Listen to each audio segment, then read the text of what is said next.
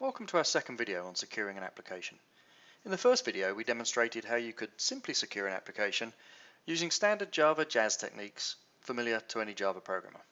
In this video, we're going to dive a little deeper and show how using Heirloom Computing's resource access control technology, you can map the RACF security model from a mainframe to OpenLDAP. We're still using standard Jazz security standards, but we're enhancing that model to make it as secure as the mainframe.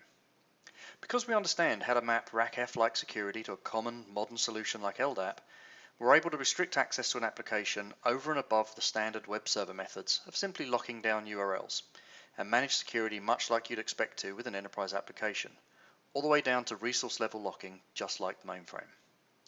Now RACF is complex and clearly we can't demo all of that functionality in a short period, so what we will show is a brief insight into how we map between these worlds and encourage you to check out our extensive documentation on our support site. This demonstration will use an existing LDAP configuration that's been created by extracting RACF settings and parsing them into LDAP compatible files. They've been loaded into an OpenLDAP server running on this machine, and I'm using the Apache Directory Studio to explore that server.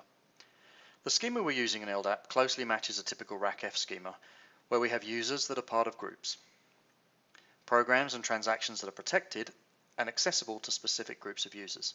In this case, we have two groups, users and readers. We have a single demo user who is currently in the users group and one called reader that is in both. We're also running Tomcat hosting our application. This application is one you may be familiar with. It's a simple two-screen app that enters data into a database and can also retrieve it. Here's the application with just that authentication level security from the first demo. I can write a record and then go to the read screen and read it. Let's change this application now and tell Heirloom's runtime about LDAP and what settings we want. We'll configure it to tell Tomcat to expect our authentication realm to be used rather than the default. We'll change the RAC settings to configure a server running at localhost, but the rest of those settings will stay as their defaults. We're using a standard schema in LDAP that our runtime ships ready to use. Clearly that schema could be complex for large applications, and our deploy wizard allows you to specify the specific schema you're using. So let's deploy and run this app again. We'll open a new window and log in as demo user. And we can see that our user has access to the write screen. Let's go to read, and no access to the read screen. So we've enabled application level locking fairly easily, and it works exactly like the mainframe does, locking access at the program, transaction, and resource level.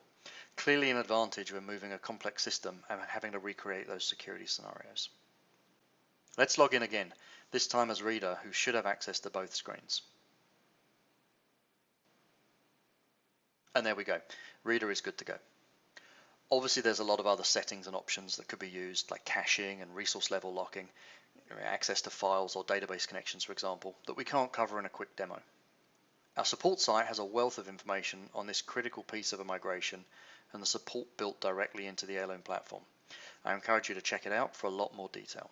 However, I hope you found this short demo informative, and we look forward to hearing from you with questions on this, or of course on any other parts of the Heirloom platform as a service.